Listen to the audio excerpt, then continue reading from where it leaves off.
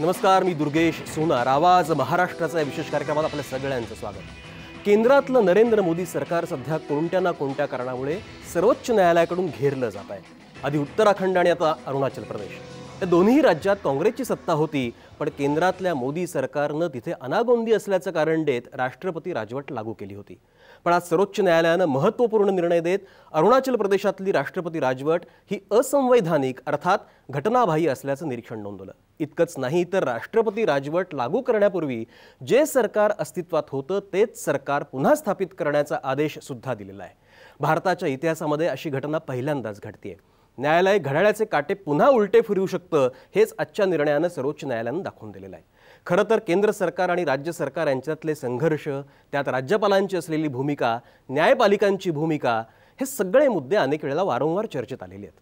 अरुणाचल प्रदेशातलं नवाब तुकी यांचं सरकार बरखास्त करून तिथं राष्ट्रपती राजवट लादण्यात आली होती आणि तिथल्या सत्ताधारी काँग्रेसमध्ये बंडाळी माजली आणि त्याचा परिणाम राजकीय अनागोंदीत झाला. हेच निमित्त पुढं करत तिथं राष्ट्रपती राजवट लादण्यात आलेली होती.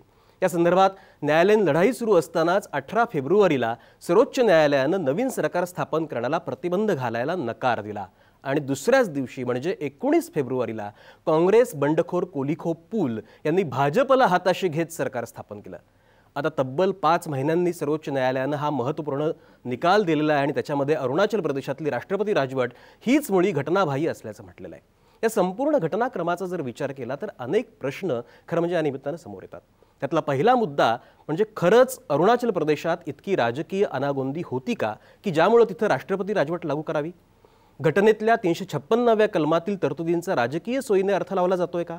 ज्या सर्वोच्च न्यायालयानं आज राष्ट्रपती राजवट घटनाबाह्य आहे असं म्हटलं, त्याच सर्वोच्च न्यायालयानं 18 फेब्रुवारीलाच नवीन सरकार स्थापन करण्याला प्रतिबंध का बरं केला नाही?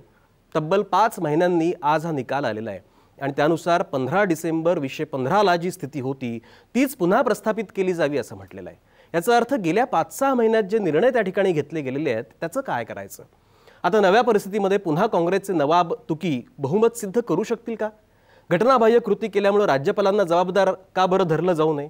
एकंदरीतच लोकशाही प्रक्रियेमध्ये राष्ट्रपती राजवटीसारख्या तरतुदीचं राजकारण केलं जातंय का? आणि ही लोकशाहीची मूळ तत्त्व केंद्र सरकारला समजावून सांगण्यासाठी सर्वोच्च न्यायालयानं प्रत्येकच वेळी शिकवणी घेण्याची गरज आहे का? की राष्ट्रपती राजवटीसारखे निर्णय घेताना केंद्र सरकार खरंच कुठेतरी चुकतंय? काय होतंय नेमकं? असे खूप सारे प्रश्न आहेत, मुद्दे आहेत आणि याच मुद्द्यांच्या आधारावरती आपल्याला करायची आहे आजची चर्चा, जिचा विषय आहे आधी उत्तराखंड, आता अरुणाचल प्रदेश. केंद्राला कोर्टानं लोकशाही शिकवली का? आणि ही चर्चा करण्यासाठी माझ्यासोबत आहेत नेहमीप्रमाणे नामवंत पाहुणे. स्टुडिओमध्ये माझ्यासोबत आहेत advocate V P Patil. Advocate V P Patil हे कायदेतज्ञ आहेत, निवृत्त न्यायाधीश आहेत आणि आता हायकोर्टमध्ये ते प्रॅक्टिसही करतात. संजीव खांडेकर आपल्यासोबत आहेत, राजकीय विश्लेषक आहेत, निरीक्षक आहेत, उत्तम कवी आहेत, चित्रकार आहेत, व्हिज्युअलायझर आहेत. एकूण त्यांची काय निरीक्षण आहेत हे आपल्याला या संदर्भातली ती जाणून घ्यायची आहेत. अवधूत वाघ आपल्यासोबत आहेत, भाजपचे प्रवक्ते आहेत. भाजपची एकूण या संदर्भातली भूमिका काय आहे ते आपल्याला अवधूत वाघ यांच्याकडनं जाणून घ्यायची आहे. काँग्रेसचे प्रवक्ते डॉक्टर राजू वाघमारे आज नांदेडमधनं या कार्यक्रमामध्ये सहभागी होत आहेत. खरं म्हणजे ते नेहमी मुंबईमधून या कार्यक्रमात सहभागी होतात, पण नांदेडला आज ते आहेत. त्याचं कारण सोनिया गांधींचा उद्या दौरा आहे, त्यामुळं महाराष्ट्रातले जेवढे कार्यकर्ते, काँग्रेसचे प्रवक्ते, नेते, संघटक हे सगळे नांदेडमध्ये असल्यामुळे आज राजू वाघमारे नांदेडमधनं सहभागी होत आहेत. आणि नाशिकमधनं सहभागी होत आहेत प्राध्यापक पुंडलिक देवरे. प्राध्यापक पुंडलिक देवरे हे राज्यशास्त्राचे प्राध्यापक आहेत आणि महाराष्ट्र राज्यशास्त्र आणि लोकप्रशासन परिषदेचे ते अध्यक्ष आहेत. एकूण राज्यशास्त्राच्या अनुषंगानं, कारण घटनात्मक तरतुदीविषयी आपल्याला बोलायचं आहे, त्यामुळं त्यांची भूमिका राज्यशास्त्रामध्ये नेमकं काय सांगितलेलं आहे हे आपल्याला त्यांच्याकडनं जाणून घ्यायचं आहे. या कार्यक्रमाची सुरुवात करताना, चर्चेची सुरुवात करताना सगळ्यात पहिल्यांदा मला जायचं आहे ॲडव्होकेट व्ही पी पाटील यांच्याकडे. पाटील सर, मला सांगा, सर्वोच्च न्यायालयानं हा जो निर्णय दिलेला आहे, आज अरुणाचल प्रदेशमधली राष्ट्रपती राजवट ही घटनाबाह्य असल्याचं म्हटलेलं आहे. एकूण आजचा जो निकाल अरुणाचल प्रदेश संदर्भातला सर्वोच्च न्यायालयाचा आहे त्याचं इंटरप्रिटेशन तुम्ही कसं करता? ह्याबद्दल असं म्हणता येईल की 6 महिन्यापूर्वी वेगळा निकाल आणि तेच आता पुन्हा काटे मागं फिरवण्याचा जो प्रकार आहे, तिथं काहीतरी त्याला म्हणजे हे पाहिजे ना, युनिफॉर्मिटी काहीच नाही. अजून 6 महिन्याने गेलं तर परत हा निकाल फिरवू शकतो. पुन्हा कोणीतरी चॅलेंज केलं तर हे त्याला हार्ड अँड फास्ट काही येत नाही. आणि मुख्य म्हणजे अशा बाबीत जेव्हा जेव्हा अशी राष्ट्रपती राजवट लागू होते तेव्हा त्याला कन्फर्मेशन बाय सुप्रीम कोर्ट हवं. ज्याप्रमाणे डेथ सेंटेन्सला सेशन कोर्टाने दिली तर हायकोर्ट ऑटोमॅटिक कन्फर्मेशन लागतं. तर असं काहीतरी मेकॅनिझम घटनेत दुरुस्ती आली पाहिजे. उद्या कोणी चॅलेंजच केलं नाही तर चुकीच्या गोष्टी सुरूच राहतात आणि मग कधीतरी कोणतरी पुढे चॅलेंज करतो आणि तेव्हा ते पुन्हा फिरवायची वेळ येते. तर ही वेळ येऊ नये. आपल्या आणीबाणी जी झाली होती 75ची, तर त्यावेळेला आणीबाणीच्या वेळेला जर हे मेकॅनिझम असं हवं की रात्री सुप्रीम कोर्ट बसून ठरवू शकलं असतं. त्याला कन्फर्मेशन बाय अशा मोठ्या गोष्टींना कन्फर्मेशन बाय सुप्रीम कोर्ट हवं. लोकांनी कोर्टात जाऊ पण सुप्रीम कोर्टाने थांबू नये असं माझं मत आहे. आणि सुप्रीम कोर्टातला रात्रीसुद्धा बसतं, त्यामुळे महत्त्वाच्या घडामोडी मॅटरमध्ये ते रात्री घेऊ शकतात मॅटर्स. इमर्जन्सी इंदिरा गांधींनी किती वाजता डिक्लेअर केली होती माहीत नाही, पण अशा गोष्टी झाल्या पाहिजेत. अन्यथा लोक कन्फ्यूज होत आहेत. सोसायटी ज्यांच्यासाठी घटना आहे, जे भारतीय नागरिक आहेत, त्यांनी कुणीकडे बघायची अशी स्थिती त्यांची निर्माण झालेली. एकदा एक म्हणतं, पुन्हा दुसरं तेच बेंच, पुन्हा दुसऱ्या पुढचा निर्णय आणतं, हे चुकीचं आहे. आणि एक उदाहरण मी देईन आपल्याला. मी काही फार बोलणार नाही आहे, हा माझा विषय नाही तसा. एकच सांगेन मी की राष्ट्रपतीसुद्धा चूक करतात, हे ते मी उदाहरण देणार आहे आपल्याला. राष्ट्रपती प्रणव मुखर्जींनी 25 जानेवारी 1913ला जे राष्ट्राला उद्देशून भाषण केलं ते मी ऐकलं गाडीमध्ये. त्याने एकच विधान केलं, इंग्लिश भाषण होतं.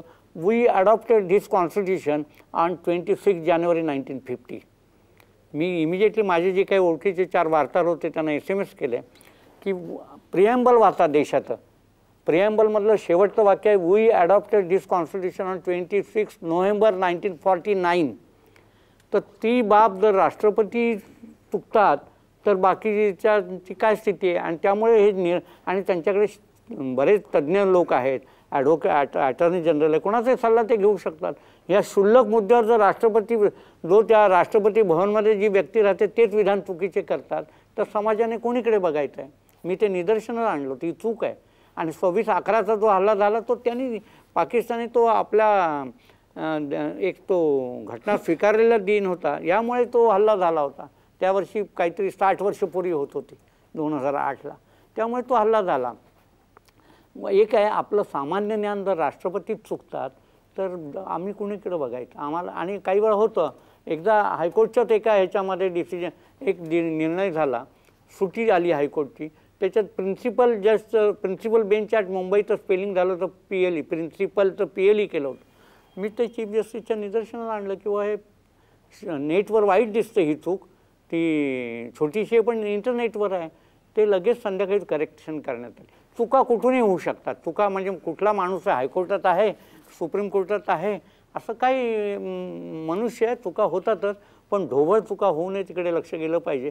आणि ह्या ज्या आत्ताचे जे इश्यू निर्माण झालेत अरुणाचल, त्याच्यामध्ये एक ते गाईडलाईन्स हव्यात की कधी काय केलं पाहिजे. गव्हर्नर, राष्ट्रपती, गव्हर्नर यांच्याबद्दल गाईडलाईन्स हव्यात. आणि राष्ट्रपती, गव्हर्नर आणि एकूण सर्वोच्च न्यायालय असेल किंवा एकूण न्यायव्यवस्था असेल किंवा प्रशासन असेल, याची कुठेतरी मार्गदर्शक तत्व निश्चित केली पाहिजेत असं VP पाटील म्हणतात. त्याच मुद्द्यावरती मला संजीव खांडेकर यांच्याकडे जायचं. संजीव खांडेकर, पहिल्यांदा तुम्ही या संपूर्ण न्यायालयाच्या निकालाचं इंटरप्रिटेशन तुम्ही कसं करता, याच्याकडे कसं पाहता, आणि मुळात राज्यपालांचे अधिकार, राष्ट्रपतींचे अधिकार आणि केंद्राचा राज्यामध्ये असलेला हस्तक्षेप याचं ॲनालिसिस तुम्ही कसं कराल? पहिली गोष्ट म्हणजे अत्यंत स्वागतार्ह निर्णय हा. आणि सुप्रीम कोर्टानेच हा जो फटका मारलेला आहे भारतीय जनता पार्टी आणि त्यांचे सर्वात एकमेव अद्वितीय असे नेते जे आहेत त्या सर्वांना, ती फार चांगली गोष्ट झाली. कारण एकापाठोपाठ एक अशा लोकशाहीच्या माना मुरगाळण्याचं काम भारतीय जनता पार्टीच्या सरकारने सत्तेवर आल्यापासून सुरू केलेलं होतं. त्याला हा अडकाव सुप्रीम कोर्टानेच घातला, ही फार चांगली गोष्ट घडली. गव्हर्नर आणि याच्याबद्दल आपण जो प्रश्न विचारला त्यावर आज सुप्रीम कोर्टाने फार सुंदर भाष्य केलेलं आहे. आणि इतकं टफ, इतकं स्ट्रेट आणि इतकं कडक भाष्य गेल्या अनेक निकालामध्ये आपल्याला दिसलेलं नाही. काय म्हणतं मुद्दाम वाचून दाखवतो मी. The governor must remain aloof from any disagreement, discord, disharmony, discontent within individual political parties. 1. 2. The governor must keep clear of any political horse trading, any even unsavory political manipulations, irrespective of the degree of their ethical repulsiveness. Who should or who should not be leader of political party is a political question. to be dealt with and resolved privately by the political party. The governor cannot make such issues a matter of his concern. इतकं clear, इतकं तडाखेबंद आणि स्पष्ट supreme कोर्टाने सांगितलेलं आहे. याच्यावरून आपल्याला गव्हर्नरचे काय काय करावं आणि काय करू नये हे स्पष्ट दिसतं. परंतु तरी गव्हर्नर या रबरी शिक्क्याचा उपयोग करून मोदी, शहा आणि कंपनीने जी सगळीकडे लुडबुड चालवली आहे ती लुडबुड या निमित्ताने थांबली. याची सुरुवात झाली दिल्लीमध्ये. लेफ्टनंट गव्हर्नर, आपल्याला माहिती आहे आपचं शेवटी लोकशाही मार्गाने म्हणजे 70पैकी 67 लोक निवडून आले, तरी देखील त्या गव्हर्नमेंटला त्रास देण्याचा आणि त्या गव्हर्नमेंटला काम न करू देण्याचा उद्योग दिल्ली सरकारने चालूच केलेला आहे, गव्हर्नमेंटने चालू ठेवलेला आहे. त्याबद्दल सातत्यानं ते आपचे चीफ मिनिस्टर रोज सांगतात आम्हाला काम करू द्या, आम्हाला काम करू द्या. उत्तराखंडमध्ये केलं. मला एक या ठिकाणी म्हणजे मला खरं म्हणजे असा उल्लेख करू नये पण या निमित्ताने करावा असा वाटतो. एका प्रायव्हेट खाजगीमध्ये बोलताना एका शिवसेनेच्या मोठ्या माणसाने मला सांगितलं होतं की आम्हालाही भीती वाटते. आणि दुसऱ्या एका पॉलिटिकल ऑब्झर्व्हरने मला सांगितलं की इथे देखील उद्या ते शिवसेना फोडतील. म्हणजे पक्ष फोडून तुम्ही करणार आहात का राज्य, का लोकशाही मार्गाने निवडून येणार आहात, हा प्रश्न आहे. आणि हा सर्वसामान्य माणसाचा, सर्वसामान्य नागरिकाचा प्रश्न आहे. लोक आता सांगतील अनेक वेळा आणीबाणी तमुक झालं, इंदिरा गांधींनी तमुक केलं, परंतु आता आणीबाणीची दिवस नाही आहेत. हे 21वे शतक आहे. हे नवीन लोकांचं शतक आहे. या नवीन तरुण माणसांना, जनतेला अनेक ज्ञान आता झालेलं आहे. तेव्हा त्यांना तुम्ही आता don't take them for granted. अगदी बरोबर. लोकांना गृहीत धरता कामा नये आणि मोदी सरकारनं हे लक्षात ठेवायला पाहिजे असं तुम्ही म्हणता. आणि जे लोक चांगलं काम करतात किंवा जी विरोधी पक्षांची सरकार आता राज्यांमध्ये, बाकी इतर राज्यांमध्ये आहे, त्यांना मोदी सरकार काम करू देत नाही असं खांडेकर म्हणतात. अवधूत वाघ, काय म्हणणं आहे तुमचं याच्यावरती? तुम्ही या चर्चेची सुरुवात करत असताना म्हणालात की सुप्रीम कोर्ट घड्याळाचे काटे मागे सरकवत आहे. मी तर म्हणतो घड्याळाचे काटे तर मागे सरकवतच आहे, पण कदाचित हे लोकशाहीचं घड्याळ बंद पाडण्याचा पण प्रयत्न कदाचित जर झाला तर आश्चर्य वाटू देऊ नये. कोणी सुप्रीम कोर्टाने? बापरे, सुप्रीम कोर्टावर आक्षेप घ्यायला म्हटलं प्रश्न मला बोलू देत की. दुसरा प्रश्न असा आहे की पाटील साहेब म्हणाले की राष्ट्रपतीकडनं चुका होतात. जर राष्ट्रपतीकडनं चुका होतात तर सुप्रीम कोर्टाकडनं पण चुका होऊ शकतात. तिसरा मुद्दा असा आहे की 356 हे आर्टिकल 356 ज्यावेळी इंट्रोड्यूस करण्यात आलं, आतमध्ये अंतर्भूत करण्यात आलं, तरी परमपूज्य डॉक्टर बाबासाहेब आंबेडकर म्हणाले होते की याचा उपयोगच झाला नाही पाहिजे. अशी परिस्थिती निर्माण झाली पाहिजे की हा नुसता एक कागदाचा कपटा असला पाहिजे.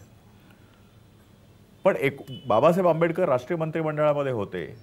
पंडित जवाहरलाल नेहरूंनी राष्ट्रीय मंत्रिमंडळातून त्यांनी ज्यावेळी राजीनामा देऊन बाहेर पडले त्यानंतर लगेच म्हणे 1952 साली पहिली इलेक्शन झाली आणि 1954 साली केरळाचं पहिलं जे राज्य सरकार होतं, कम्युनिस्टांचं सरकार होतं, ते बरखास्त करण्यात आलं.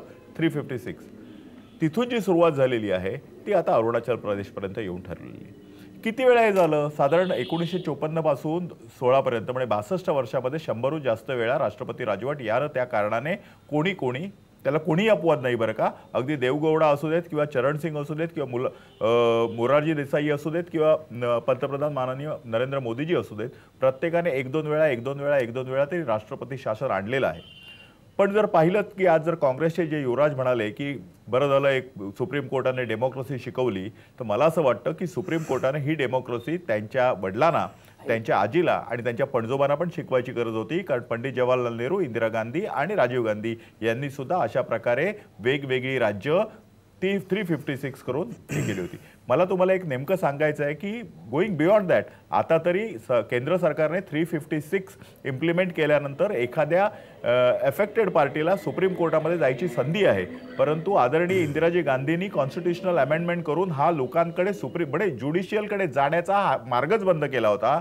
मला आता आठवत नाही, पण त्यानंतर आलेल्या एका पंतप्रधानांनी, मला नाव आठवत नाही, रेफरन्स माहीत नाही, परंतु एवढं माहिती आहे की ती पुन्हा अमेंडमेंट केली आणि पुन्हा लोकांना अशा तऱ्हेने ज्युडिशियरीकडे जाण्यासाठी एक स्वातंत्र्य दिलेलं आहे. आता गंमत अशी आहे की एखाद्या अरुणाचल प्रदेशमध्ये असलेल्या 45 काँग्रेसच्या आमदारांपैकी 30 आमदारांनी वेगळा गट केला. हा काय भारतीय जनता पक्षाने केला का? हे आमदार कोण होते? हे आमदार काँग्रेसचे होते. त्यांचा नेता कोण होता? त्यांचा नेता काँग्रेसचा होता. मग तो का फुटला हा प्रश्न काँग्रेसनाच विचारला पाहिजे. आता हे झाल्यानंतर विरोधी पक्ष म्हणून आमचं काम काय आहे की त्या दोघांना नको रे भांडू नका, एकत्र बसा, हे आमचं काम आहे का? तर कामच असू शकत नाही. एक विरोधी पक्ष नेता, एक विरोधी पक्ष म्हणून आपल्याला, आम्ही आणि काँग्रेस काँग्रेस हा आमचा नंबर 1चा शत्रू आहे. तर त्यामुळे त्या शत्रूचं, राजकीय शत्रूचं जर एखादं सरकार जर पडत असेल तर त्यासाठी करावी लागणारी सर्व राजकीय कामं ही करावीच लागतात पॉलिटिकल पार्टीला. त्याच्यामध्ये काय वादच असू शकत नाहीये.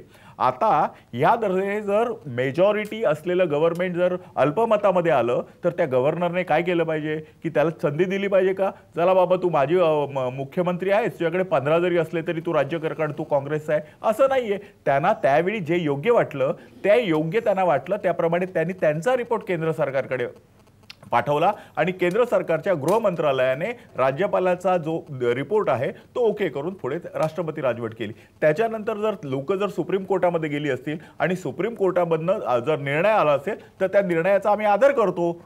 त्याच्यामध्ये काय आणि असे निर्णय काय फक्त भारतीय जनता पक्षाच्या नरेंद्र मोदींच्या सरकारच्या विरोधात लागले असं म्हणण्याचं काही कारण नाहीये. आणि पक्षांतर बंदीचा जो प्रश्न आहे की पक्ष फोडून आणि असं आणि तसं, अख्खं भजनलालचं मंत्रिमंडळ इंदिरा गांधींनी उचलून नेलं होतं, अख्खं मंत्रिमंडळ. म्हणजे पक्ष फोडण्याचा प्रश्न नाहीये. 100% आमदार, मुख्यमंत्री, त्याचे सगळे मंत्री हे निवडून आले होते लोकदलाच्या तिकिटावरनं आणि त्या अख्ख्या लोकांना पाठवलं. असं ज्या पक्षाचा इतिहास आहे, ज्या विरोधकांचा इतिहास आहे, त्यांनी भारतीय जनता पक्षावर, भारतीय जनता पक्ष फोडाफोडीचं राजकारण करतो, काही गरज नाहीये. 243 खासदार निवडून आलेले आहेत. आज 70% राज्यांवर भारतीय जनता पक्षाची सत्ता आहे. अरुणाचल प्रदेश आमच्याकडे असलं काय किंवा नसलं काय, भारतीय जनता पक्षाला मॅक्रो दृष्टिकोनातून काही फरक पडत नाही. परंतु अरुणाचल प्रदेशमधल्या लोकांची पण आता जर मेन फ्रेममध्ये असं यायची इच्छा असेल तर त्याला आम्ही रोखणार नाही. याच मुद्द्यावरती मला म्हणजे खांडेकरांना तर बोलायचं आहे, पण त्याच्या आधी मला डॉक्टर राजू वाघमारेंकडे जाऊ द्या. कारण राजू वाघमारे एक तुम्ही काँग्रेसचे प्रवक्ते आहात. हा निर्णय एका अर्थी तुमच्या बाजूनं सुप्रीम कोर्टाने दिलेला आहे. आता अवधूत वाघांनी जरी म्हटलं असलं की जसं तुमचे युवराज म्हणाले की मोदी सरकारला कुठेतरी लोकशाही शिकवलेली आजच्या निर्णयाने आणि तीच लोकशाहीची व्याख्या खरं म्हणजे तुम्हालाही आधी शिकवायला पाहिजे होती. काय म्हणणे डॉक्टर वाघमारे? कसं आहे दुर्गेशजी, आपण इथे कॅमेऱ्यासमोर बसून वाटेल ते बोलल्याने या भारत देशाचा इतिहास बदलणार नाही.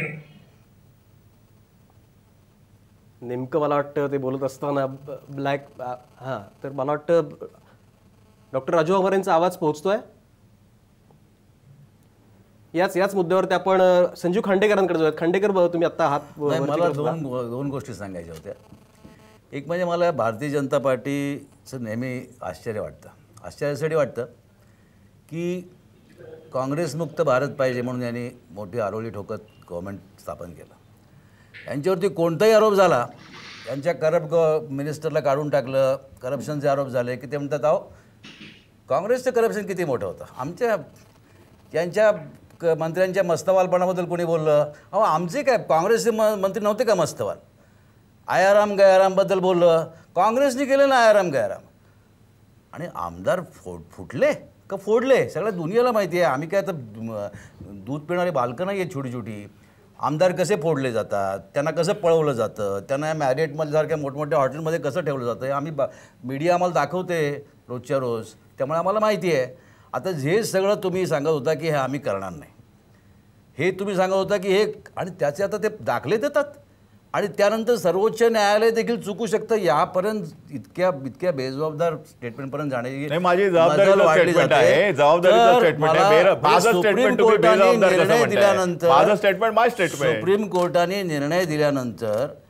सुप्रीम कोर्टाने निर्णय दिल्यानंतर म्हणजे या देशातल्या कॉन्स्टिट्यूशनने सुप्रीम कोर्टाला सर्वोच्च मानलेला आहे, तो निर्णय देखील चुकू शकतो असं म्हणण्याचं धाडस जर दाखवणं असाल, म्हणजे एका अर्थाने संविधानालाच जर आव्हान देऊ इच्छिणार असाल तर संजीव खांडेकर तुमचा मुद्दा बरोबर आहे. फक्त याच मुद्द्यावरती मला फक्त एकच म्हणायचं आहे की जी न्याय यंत्रणा आहे, राजू वाघमारे तुमच्याकडे न्याय यंत्रणा आहे ही लोकशाहीची देण आहे बरं का. कुठच्याही हुकुमशाही देशामध्ये किंवा धर्माधीत सत्तेमध्ये अशा प्रकारचं मुक्त न्याय यंत्रणा नसते. आणि ही जी न्याय यंत्रणा आहे ही लोकशाहीची देण आहे आणि त्यामुळे ती लोकशाही संसदेहून मोठी असू शकत नाही. या संसदेने निवडून दिलेल्या, बोलतोय ना खांडेकर साहेब, आणि या संसदेला लोकांनी निवडून दिलेलं आहे. या संसदेने ज्याला मुखिया केलेला आहे त्या राष्ट्रपती सुद्धा चूक आहे असं जर एखादं स्टेटमेंट करत असेल तर एक सर्वसामान्य भारतीय, सर्वसामान्य मतदार आणि सर्वसामान्य भारताचा नागरिक म्हणून भारताच्या राष्ट्रपतीवर टीका करणाऱ्या एखाद्या संस्थेवर पण टीका करण्याचा अधिकार मी राखून ठेवतो. तुमचा मुद्दा पोहोचला, भावना पोहोचल्या. अवधूत वाघ, डॉक्टर राजू वाघमारे बोला तुम्ही आता. दुर्गेशजी कसं आहे की आपण इकडे काय नाटकात बोलत नाही आहोत, आपल्याला खरे मुद्दे बोलणं आवश्यक आहे. सगळ्यात पहिली गोष्ट, हा भारताच्या इतिहासातला ऐतिहासिक निर्णय आहे सुप्रीम कोर्टात.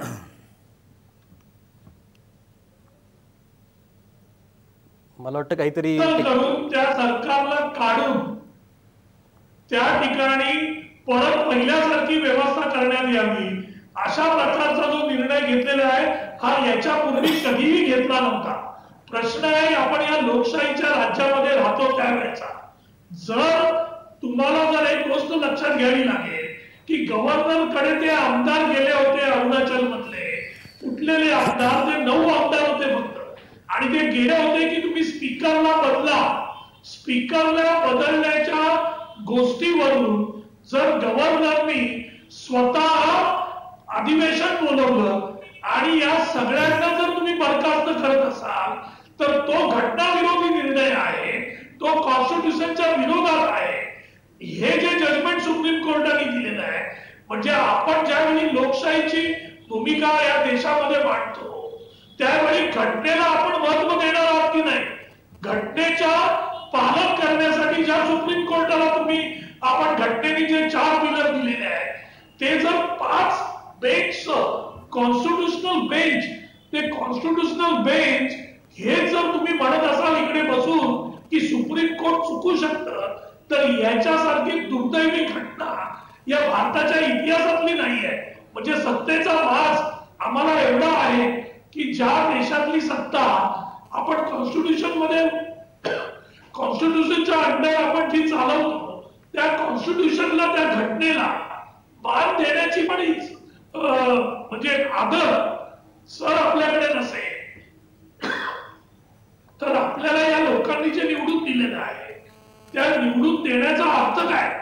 म्हणजे अशा प्रकारच्या गोष्टी ज्यावेळी बीजेपी करते, बहुमताच्या जोरावर तुम्ही निवडून आलात, याचा अर्थ देशातील घटना आणि या देशाच्या लोकशाहीला आपण, मला वाटतं परत काहीतरी टेक्निकल प्रॉब्लेम दिसतो आहे, त्यांच्याशी संपर्क आपला होत नाहीये. याच्यावरती अवधूत वाघ तुमचं मला प्रतिवाद अपेक्षित आहे. की मला खूप बरं वाटलं की आमचे मित्र काँग्रेसच्या प्रवक्त्यांना या देशाच्या न्यायव्यवस्थेवर पूर्ण श्रद्धा आहे. मला फक्त आठवण करून द्यायची आहे की शहाबानू केसवर याच सुप्रीम कोर्टाने घेतलेला निर्णय काँग्रेसने मानला नाही आणि कॉन्स्टिट्यूशनल अमेंडमेंट करून राज्यघटनेमध्ये दुरुस्ती करून शहाबानू केसमध्ये तो निर्णय, सुप्रीम कोर्टाने दिलेला निर्णय संसदेने उलटा फिरवला. याच्यावरनं त्यांना कॉन्स्टिट्यूशन मध्ये किती फार मोठा इंटरेस्ट आहे हे दिसून येतो. अहो, एके ठिकाणी लोकशाही म्हणायचं, एके ठिकाणी बोलू देत ना मला. या लोकशाहीचा गळा घोटण्याचा प्रयत्न केला. डॉक्टर वाघमारे, तुमचा मुद्दा पोहोचला, तुमच्या भावना पोहोचला की अवधूत वाघ त्यांचं म्हणणं इतकंच आहे की तुम्ही हुकुमशाही करता आहात आणि हुकुमशाहीनी लोकशाहीचा तुम्ही गळा घोटता आहात. उत्तर द्या. मला एवढं म्हणायचं आहे की जेव्हा त्यांना त्यांच्या बाजूचं असेल तर न्याय यंत्रणा बरोबर आणि नसेल तर लोकशाही म्हणे संसद मोठी. मला वाटतं की त्यांनी कुठेतरी डिसाईड करायचं आहे. आम्हाला असं वाटतं की सत्यच सगळ्यात मोठं असतं आणि सत्याच्याच दिशेने जावं. डॉक्टर वाघमारे त्यांना बोलू द्या. डॉक्टर वाघमारे त्यांचा मुद्दा पूर्ण होऊ द्या. एक मिनिट तुमच्याकडे परत येतो. कुठच्या तोंडाने इकडे बोलतोय. आज देशाच्या समोर सुप्रीम कोर्टाने त्यांना त्यांची जागा दाखवली, पंतप्रधानांना दाखवलं की लोकशाहीने कसं वागायला पाहिजे या देशामध्ये. आणि असं असताना आज इकडे चॅनल समोर जर बीजेपीचे प्रवक्ते येऊन ही भाषा करत असतील तर आज सत्तेचा भाग नाही तर दुसरं काय. म्हणजे देशातील घटना, देशाची लोकशाही याचा विसर पडलेला दिसतो यांना. आणि यांना फक्त आपल्या मार्गाने, कोणत्याही मार्गाने सत्ता कशी हासिल करायची याच्यासाठी त्यांची धावपळ चालू आहे. आणि परत गेल्या 2 वर्षामध्ये उत्तराखंडच्या मॅटरमध्ये सुद्धा सुप्रीम कोर्टाने यांना फटकारलं. यांचा निर्णय त्यांनी रद्दबातल ठेवला. आज अरुणाचल प्रदेशच्या निर्णयामध्ये पण तेच झालं. परत यांनी त्यावेळी हायर जजेस यांच्या नेमणुकीची जी अमेंडमेंट घेऊन गेलेले सुप्रीम कोर्टात, ती अमेंडमेंट पण सुप्रीम कोर्टाने रद्द केली. म्हणजे एका पाठोपाठ एक हे ज्या पद्धतीने पुढे जात आहे त्या पद्धतीने या देशाचं आणि आपल्या सगळ्या पोरबंदरांचं भाग्य आहे की या संस्था ज्या आहेत या संस्थेमुळे या देशाची लोकशाही टिकून राहते. अगदी बरोबर. डॉक्टर वाघमारे तुमचे मुद्दे पोहोचले. डॉक्टर वाघमारे तुमचे मुद्दे पोहोचले, भावना पोहोचल्या. डॉक्टर वाघमारे ब्रेकची वेळ झाली आहे. डॉक्टर राजू वाघमारे तुमचा मुद्दा पोहोचला. तुम्ही अत्यंत तिडकीने बोलता आहात, पोट तिडकीने बोलतात. तुमचा मुद्दा रास्त आहे. या मुद्द्यावरती आपल्याला अवधूत वाघांची रिॲक्शन घ्यायची आहे. पण त्याच्या आधी खरं म्हणजे नाशिकला जे प्राध्यापक आहेत त्यांची पण भूमिका, कारण राज्यशास्त्राच्या अनुषंगानं सुद्धा या विषयाची खरं म्हणजे सविस्तर मांडणी होणं अपेक्षित आहे. पण इथं वेळ झाली का ब्रेकची. ब्रेक नंतर पुन्हा भेटूयात. आपण पाहत राहा आवाज महाराष्ट्राचा.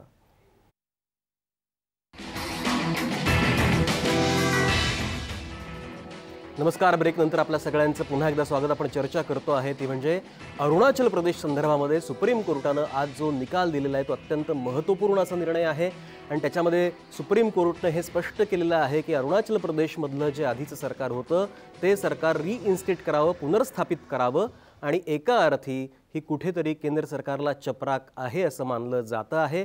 या मुद्द्याच्या अनुषंगानं आपण मगाच्या सेगमेंटमध्ये काही चर्चा केलेली होती. काही मुद्द्यांचा उहापोह सुरू झालेला होता आणि त्याच वेळेला राजू वाघमारे आणि अवधूत वाघ यांचं थोडंसं ज्याला आपण टसल म्हणतो ते टसलही सुरू झालं होतं. आणि त्याच्यामुळे मला नाशिकला खरं म्हणजे मगाशी जाता नाही आलं. नाशिकला प्राध्यापक पुंडलिक देवरे आहेत.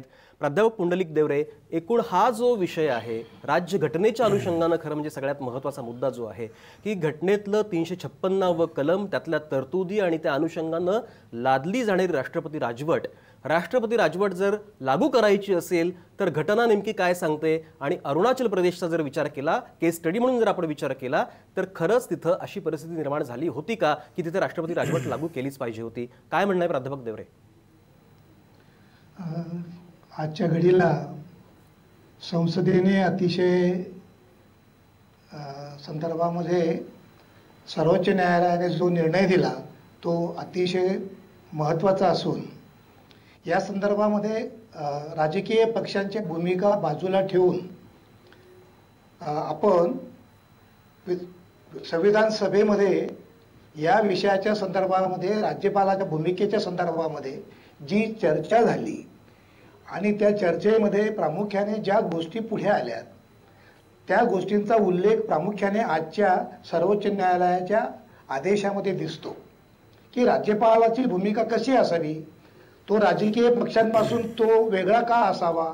हे असं ठरत असताना पहिल्यांदा एक मुद्दा संविधान सभेमध्ये होता की राज्यपाल हा निवडणुकीच्या माध्यमातून यावा का. तेव्हा त्याला जाणीवपूर्वक त्या ठिकाणी बाजूला करण्यात आलं. याचं कारण असं की तो राजकारणाच्या पेक्षा वेगळा असला पाहिजे, अबाउट द पॉलिटिक्स असला पाहिजे, ही त्यामागची भूमिका होती. ही संविधान सभेमधली भूमिका लक्षात प्रामुख्याने आज कोणी घेतली नाही. म्हणजे आज ज्या पद्धतीने सर्वोच्च न्यायालयाने भाजपच्या सरकारला ताशेरे दिलेत तशा पद्धतीची भूमिका अनेकदा गेल्या 65-66 वर्षाच्या काळामध्येही घडलेल्या आहेत. म्हणजे आज काँग्रेसचा प्रवक्ता किंवा काँग्रेस असं म्हणत असले की आमचा आज विजय झाला, परंतु ह्याच भूमिका वेळोवेळी काँग्रेसच्या माध्यमातून देखील काँग्रेसने अशा पद्धतीच्या अनेक चुका गेल्या अनेक वर्षामध्ये केलेल्या आहेत. मगाशी त्याचा उल्लेख झाला, केरळची राजवट याच पद्धतीने उलथून टाकण्यात आली, मध्ये आंध्रमध्ये तो प्रयोग झाला आणि या पद्धतीने अनेक राज्यामध्ये अशा पद्धतीचा कारभार प्रामुख्याने किंवा आणीबाणीनंतर जनता राजवट आली, जनता राजवटीच्या काळात देखील तो प्रयोग केला गेला. आणि म्हणून ज्या पक्षाचं सरकार केंद्रामध्ये येतं ते सरकार आपल्याला अनुकूल असलेलं सरकार वेगवेगळ्या राज्यामध्ये आणण्याचा प्रयत्न करतं. हा त्यांचा पक्षीय न्यायाचा एक भाग आहे. म्हणजे आज बीजेपीने ज्या पद्धतीने अरुणाचलमध्ये किंवा उत्तराखंडामध्ये जो प्रयोग करून पाहिला, हा प्रयोग अनेकदा काँग्रेसनेही केला. म्हणजे आज काँग्रेसने तो प्रयोग केलेलाच होता ना, अनेक राज्यामध्ये तो प्रयोग केला होता. परंतु या ठिकाणची आजची भूमिका वेगळी आहे. मी राजकीय पक्षाच्या त्याच्या अभिनिवेशाच्या पुढे जाऊन सांगतो, मला प्रामुख्याने चिंता या दृष्टिकोनातून आहे की अरुणाचल राज्याचा भौगोलिक स्थान जे आहे त्याची ती पोझिशन जर आपण लक्षात घेतली तर अशा घटक राज्यामध्ये ज्या घटक राज्याला चीनच्या बाजूचा एक मोठा धोका असतो हे आपण नेहमी म्हणतो, अशा घटक राज्यामध्ये अशा पद्धतीची राजकीय अस्थिरता निर्माण करून त्याचे जे दुष्परिणाम होणार असतात ते खूप दूरगामी स्वरूपाचे असू शकतात. आणि म्हणून आजचा निर्णय जो आहे मगाशी सरांनी सांगितलं न्यायमूर्ती महोदयांनी की राज्यपालाच्या भूमिकेच्या संदर्भामध्ये कुठेतरी निश्चित एक चौकट झाली पाहिजे. या संदर्भामध्ये अनेकदा त्याच्यावर चर्चा झाल्यात. किंबहुना राज्य सरकार आणि केंद्र सरकार संबंधांमध्ये प्रामुख्याने सरकारी आयोगाच्या संदर्भात जी नेमणूक झाली, सरकारी आयोगाने देखील त्याच्या संदर्भामध्ये अनेक महत्त्वपूर्ण सूचना केल्यात. परंतु आपल्याकडे राजकीय विकास प्रक्रियेमध्ये दुर्दैवाने एक गोष्ट घडते, ती अशी घडते की जो विरोधामध्ये असतो तो त्यावेळेला सरकारी आयोग किंवा अन्य सुधारणांची मागणी करतो, पण सत्तेत गेला की तो त्या सुधारणा नाकारतो. आणि तसाच प्रकार आजच्या परिस्थितीमध्ये उत्तराखंड आणि अरुणाचलच्या संदर्भात बीजेपीच्या प्राध्यापक देवरे तुमचा मुद्दा, त्यामुळे प्राध्यापक या ठिकाणी काँग्रेस अगदी बरोबर तुमचा मुद्दा, तुम्ही अगदी सविस्तरपणे ही मांडणी करतात आणि ते अत्यंत आवश्यक पण आहे. कारण हे मुळात राजकारण जे चाललेलं असतं त्याच्या पाठीमागे घटनेची जी एकूण मांडणी आहे ती नेमकी काय आहे, त्याचा अन्वयार्थ कसा लावला पाहिजे याचाही विचार केला पाहिजे. जो मुद्दा तुम्ही मगाशी मांडला की राज्यपाल हा जो असतो तो अबो पॉलिटिक्स असला पाहिजे, पण दुर्दैवाने तसं होताना दिसत नाही. याच मुद्द्याच्या अनुषंगाने मला ॲडव्होकेट व्ही पी पाटील यांच्याकडे जायचं आहे. व्ही पी पाटील, मला सांगा, राज्यपालांची जी भूमिका सगळ्यात महत्त्वाची आहे असं आपण म्हणतो आहे राज्य सरकार केंद्र सरकार संबंधांमध्ये, तो एक दुवा असतो केंद्र सरकार आणि राज्य सरकारमधला, तर हा राज्यपाल जो आहे तो अबो पॉलिटिक्स आहे असला पाहिजे अशी अपेक्षा व्यक्त करत असताना तसं होताना दिसत नाही. तर घटनेच्या चौकटीमध्ये किंवा कायद्याच्या चौकटीमध्ये त्याला कसं बसवता येईल आणि ही व्यवस्था अधिक पारदर्शक कशी करता येईल, काय म्हणतात? त्याच्यावर मला एवढंच म्हणता येईल की राज्यपालाचं क्वालिफिकेशन जे आहे कॉन्स्टिट्यूशनमध्ये ते दोन गोष्टी आहे. एक, तो भारतीय नागरिक हवा, सगळेच आपण भारतीय नागरिक, आणि त्याचं वय 35 पूर्ण असावं. तो वेडा असावा का शहाणा असावा हे नाही, ल्युनॅटिक वगैरे असले काही प्रोव्हिजन नाही. तो फक्त 35 वर्ष झालेला हवा. म्हणजे देशामध्ये कुठलाही 35 वर्ष झालेले सगळे नागरिक राज्यपाल व्हायचं क्वालिफिकेशनचे आहे. ती घटनेतली त्रुटी आहे. जो हेड ऑफ दी स्टेट आहे तोच अनक्वालिफाईड असतो, तर त्याला तिथं काहीतरी रिटायर्ड हायकोर्ट जजेस रिटायर्ड सुप्रीम कोर्ट जजेस यांच्या नेमणुका कराव्यात इथे. त्यामुळे असे प्रसंग निर्माण होणार नाही.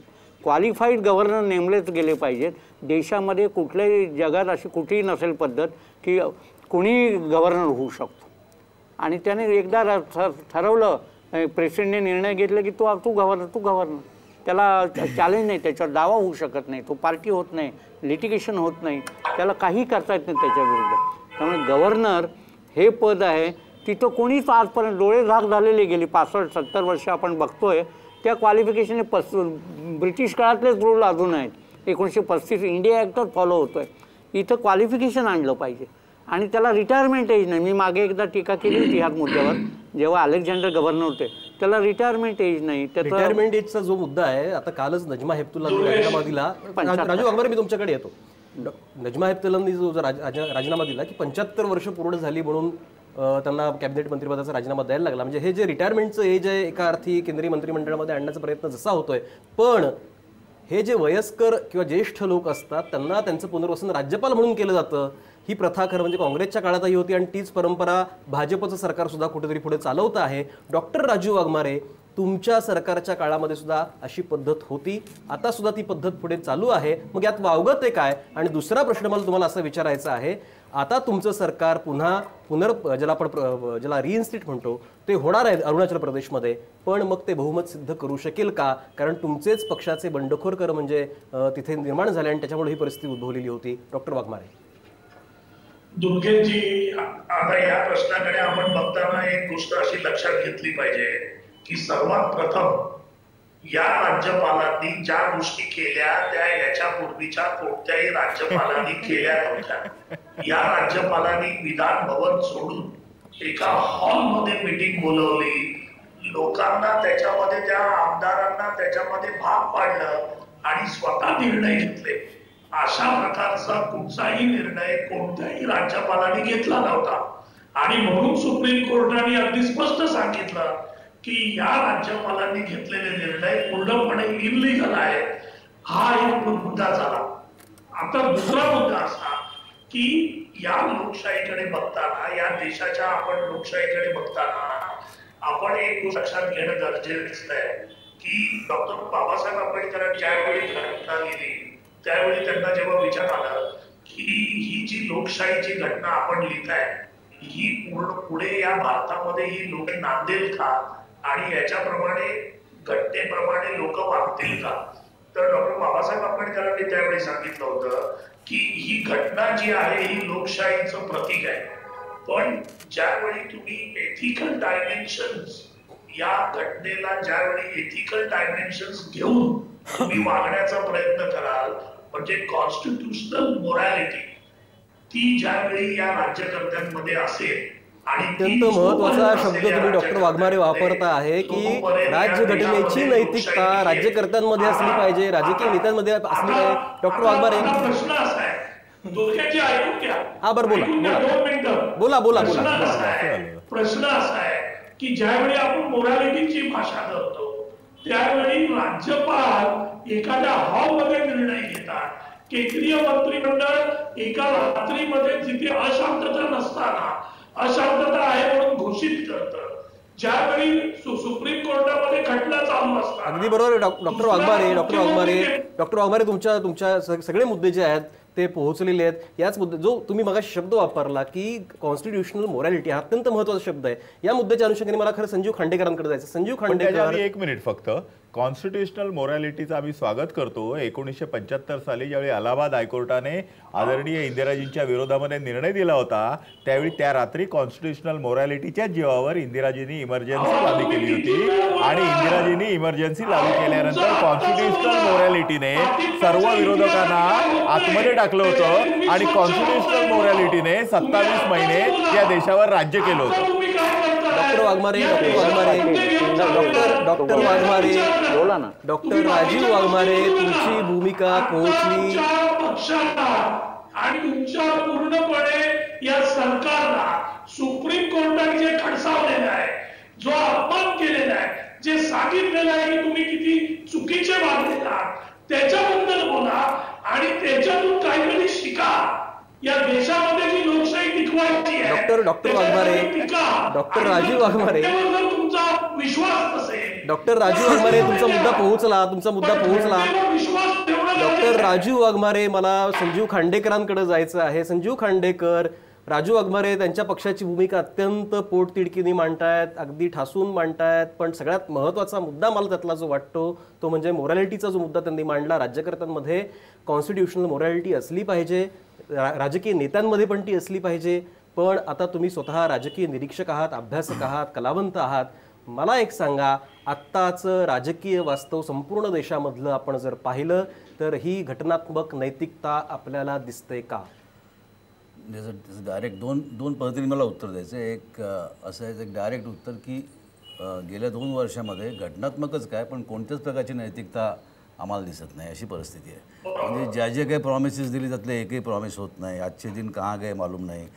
दुसरी गोष्ट अशी की बहुमताचं मग ते तिकडचं निवडून आलेल्याचं असो किंवा बहुसंख्याकांचं असो, या दोन्ही गोष्टींचं पोलरायझेशन करून मायनॉरिटीचं किंवा अल्पसंख्याकांचं शोषण करणं, त्यांचं दमन करणं, त्यांच्यावरती अत्याचार करणं, या प्रकारचं राजकारण ज्या राजकीय पक्षाची मूस आहे त्या राजकीय पक्षांनी मोरॅलिटीची खरं म्हणजे भाषाच करू नये. हा एक भाग. दुसरा भाग असा, पण इतकं सिरियस सगळेजण आम्ही तिघही बोलतो त्यामुळे थोडंसं त्याला विनोदाची एक डूब देण्यासाठी आता एक फार इंटरेस्टिंग ट्रेंडिंग विनोद इंटरनेटवरती चालू आहे. तो ट्विटरवरती चालू आहे, तो फेसबुकवरती चालू आहे, तो G+वरती चालू आहे, ठिकठिकाणच्या सोशल मीडियावरती चालू आहे. तो गमतीशीर विनोद आहे. तो मुद्दा मी या ठिकाणी सांगावा असं मला वाटतं. तो असा की गांधीजी के सच्चे भक्त कौन? बीजेपी. उत्तराखंड में एक गाल पे थप्पड़ खाया तो अरुणाचल प्रदेश में दूसरा गाल आगे किया. हे जे आहे हे तरुण आहे, हे आत्ता टिपलेलं वास्तव आहे. मग आत्ता ट्रेंडिंग काय, लोकांच्या मनात काय गेलं आहे तर लोकांच्या मनामध्ये हे गेलं आहे की भारतीय जनता पार्टीने त्यांच्या सेंट्रल गव्हर्नमेंटचा पॉवरचा वापर करून, गव्हर्नरचा वापर करून छोट्या छोट्या ठिकाणची सरकारं जी लोकशाही पद्धतीने निवडून आलेली आहेत ती सरकारं तोडण्याचा जो काही आगाऊपणा सुरू केलेला आहे तो थांबवला पाहिजे. सुप्रीम कोर्टाने हे सांगितलं आहे आणि लोकांनी जोक्सच्या माध्यमातून हेच सांगितलं आहे. याच्यातून धडा जर शिकला नाही तर भाग वेगळा. याच मुद्द्यावरती मला देवरे सरांकडे जायचं आहे. प्राध्यापक देवरे, हा जो महत्त्वाचा मुद्दा आहे की एका बाजूला राज्यकर्ते म्हणजे राज्य शासन आहे, दुसऱ्या बाजूला न्यायपालिका आहे, तिसऱ्या बाजूला प्रशासन आहे. या सगळ्याच्या मध्ये आता कुठेतरी राज्यकर्त्यांवरती अंकुश ठेवण्यासाठी न्यायपालिकेला सक्षम व्हावं लागतंय का? घटनेचे अभ्यासक म्हणून, राज्यशास्त्राचे अभ्यासक म्हणून तुम्ही याच्याकडे कसं पाहताय? मुख्य म्हणजे न्यायपालिका आपल्या देशात ती त्या अर्थाने सक्षम आहेच. तिच्या सक्षमतेचा प्रश्न येतच नाही. ती जर सक्षम नसती तर आज जी भूमिका न्यायालयाने घेतली ती घेतलीच नसती. किंबहुना आजच्या परिस्थितीमध्ये आजच्या सरकारची भूमिका अशी आहे की ही न्यायालयाची ही सक्षमता आपल्याला कमी कशी करता येईल. आणि म्हणून तर आज आपल्याला प्रामुख्याने दिसतं की न्यायव्यवस्था विरुद्ध सरकार अशी एक भूमिका आहे. न्यायाधीशांच्या नेमणुकाच्या संदर्भात म्हणा किंवा मगाशी जो राज्यपाल नेमण्याच्या संदर्भातला मुद्दा आला त्या संदर्भात म्हणा की प्रामुख्याने आपल्या देशामधली न्यायव्यवस्था सक्षम आहे आणि म्हणूनच संविधानातली जी मूल्ये आहेत ती मूल्ये आज टिकून आहेत. मुख्य प्रश्न हा आहे, काँग्रेसने अनेक चुका केल्यात आणि म्हणून आम्ही पुढे त्याच करू, ही जी भूमिका बीजेपी आज घेत आहे ते चुकीचं आहे. कारण या देशाच्या लोकशाही व्यवस्थेमध्ये काही चांगल्या परंपरा जर आपल्याला निर्माण करायच्या असतील तर त्या दृष्टिकोनातून आपण लोकशाहीला पूरक अशी भूमिका घेतली पाहिजे. किंबहुना लोकशाहीला पूरक असलेल्या या ज्या संविधानाने निर्माण केलेल्या संस्था आहेत या संस्था अधिक मजबूत कशा होतील या भूमिकेकडे पाहिलं पाहिजे. अरुणाचलच्या संदर्भामध्ये प्रामुख्याने हेच झालं की स्पीकरची भूमिका, राज्यपालाची भूमिका, राज्यपालाच्या भूमिकेनंतर राष्ट्रपतीची भूमिका, या सगळ्या भूमिकांच्या संदर्भामध्ये जी संदिग्धता निर्माण झालेली आहे ती फार चुकीची आहे. मला या ठिकाणी राजकीय विकास प्रक्रियेच्या संदर्भामध्ये महत्त्वाचा मुद्दा असा आहे की काँग्रेसच्या काळात ज्या चुका झाल्या त्याच्यापेक्षा अरुणाचल आणि उत्तराखंडमध्ये जी चूक भाजपच्या सरकारने केली ती अधिक संवेदनशील स्वरूपाची अशी आहे आणि ती चुकीची आहे.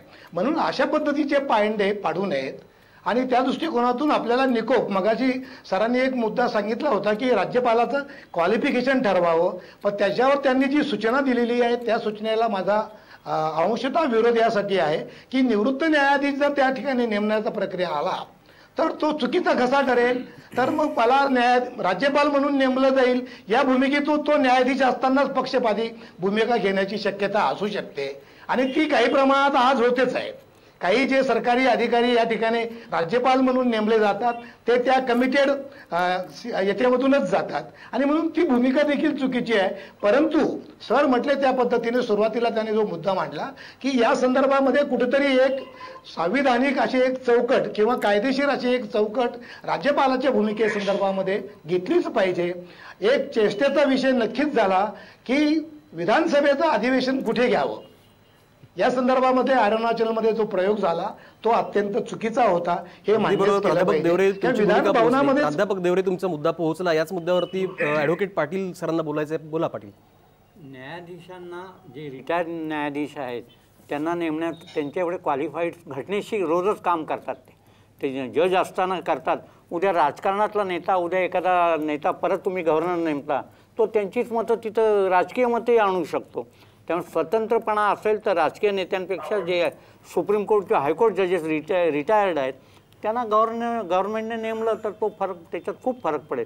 आणि क्वालिफिकेशन मी दिलं की शिपायलाही काहीतरी क्वालिफिकेशन लागतं, इथं गव्हर्नरला काहीही क्वालिफिकेशन नाही. गव्हर्नरला क्वालिफिकेशन नाही असं म्हणतात. राजू वाघमारे बोटवर करतात. बोला डॉक्टर वाघमारे बोला.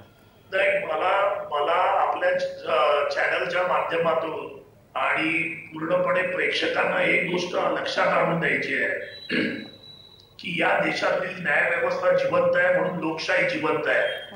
या सरकारचा प्रयत्न चाललेला आहे की या देशातील न्यायाधीशांच्या नेमणुकांमध्ये त्यांना हस्तक्षेप करायचा आहे. त्यांनी अमेंडमेंट करण्यासाठी सुप्रीम कोर्टाकडे गेले होते. सुप्रीम कोर्टाने ते सगळं नाकारलं. सगळ्या नागरिकांनी आणि जनतेने सजग राहणं गरजेचं आहे. अगदी बरोबर आहे. सगळ्या नागरिकांनी सजग राहिलं पाहिजे. डॉक्टर वाघमारे माझा वेळ संपत आलाय. तुमचा मुद्दा पोहोचला. डॉक्टर वाघमारे तुमचा मुद्दा पोहोचला. माझा वेळ संपत आलेला आहे. पण अत्यंत महत्त्वाचा मुद्दा खरं तुम्ही अधोरेखित करता आहात की न्यायव्यवस्था आपली सक्षम आहे आणि त्यामुळे आपली लोकशाही बळकट आहे. हा सगळा जो संदर्भ आहे आणि त्याला कुठेतरी न्यायव्यवस्थेला ती बळकटी जी आहे ती कुठेतरी खिळखिळी करण्यासाठी भाजप सरकारचा वापर करताय असं तुम्ही म्हणताय. याच्यावरती फक्त एका मिनिटामध्ये मला अवधूत वाघांची रिॲक्शन अपेक्षित आहे आणि समारोप करत असताना मला खांडेकरांकडे जायचं आहे. बोला अवधूत वाघ. मी एक वेगळा मुद्दा मांडतो. मगाशी अबाव पॉलिटिक्स असा एक विषय आला होता. म्हणजे राज्यपाल असो, मग फॉर दॅट मॅटर विधानसभा आणि विधान परिषदेचे सभापती असोत किंवा लोकसभा आणि राज्यसभेचे अध्यक्ष आणि सभापती असोत, हे सुद्धा अबाव पॉलिटिक्स असले पाहिजेत. पण होतं काय की ज्या ज्या सभागृहामध्ये ज्या ज्या पक्षाचं बहुमत असतं तिकडचाच तो माणूस तिकडे होतो. म्हणजे फॉर दॅट मॅटर आत्ता गेल्या क्षणापर्यंत एका पॉलिटिकल पार्टीशी संबंधित असलेला माणूस तिकडे पीठासन अधिकारी होतो. पण मला वाटतं की ह्याच्याहून चांगलं अल्टरनेट असू शकत नाही. एक फक्त जाता जाता चांगलं उदाहरण देतो. जे सोमनाथ चॅटर्जी याने आयुष्यभर कम्युनिस्टांची सेवा केली आणि कम्युनिस्ट पक्षामध्ये राहिले, ते ज्यावेळी सभापती झाले, लोकसभेचे अध्यक्ष झाले, त्यावेळी त्यांनी एक असा निर्णय दिला की जो मार्क्सवादी कम्युनिस्ट पक्षाच्या खासदारांच्या विरोधात होता. त्यासाठी मार्क्सवादी कम्युनिस्ट पक्षाने त्यांना जवळजवळ वाईट टाकलं होतं. पुढच्या वेळी त्याला लोकसभेची तिकीट दिली नव्हती. पण एवढं असून सुद्धा त्या खुर्चीवर गेलेला माणूस विक्रमादित्यासारखं काम करतो आणि म्हणूनच या भारतातली लोकशाही टिकू नये. काही उदाहरणं आहेत म्हणून लोकशाही टिकू नये अत्यंत महत्त्वाचं आहे.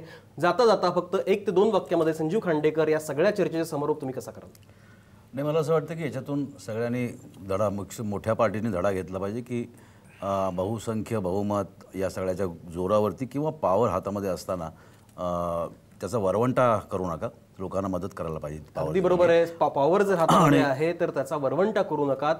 ती ताकद जी आहे ती लोकांसाठी वापरली पाहिजे, कारण लोकशाही लोकांसाठी आहे आणि लोकशाहीचा सगळा जो आत्मा आहे तो न्यायव्यवस्था आहे, ते प्रशासन आहे आणि हे सगळे राज्यकर्ते सुद्धा किंवा राज्य ज्याला आपण संसद म्हणूयात त्या संसदेच्या संदर्भामध्ये हे सगळं आहे. आणि ही लोकशाहीची व्यवस्था अधिक बळकट कशी होईल यासाठी सगळ्यांनी प्रयत्न करणं अपेक्षित आहे. जसं डॉक्टर वाघमारेंनी एक चांगला जो शब्द वापरला, कॉन्स्टिट्यूशनल मोरॅलिटी ही सगळ्यांमध्ये असली पाहिजे आणि ती आपण जागली पाहिजे. याच अपेक्षेच्या नोटवरती आपण थांबूयात. उद्या पुन्हा भेटूयात एका नवीन विषयासह. तोपर्यंत नमस्कार. सगळ्या मान्यवरांचे आभार.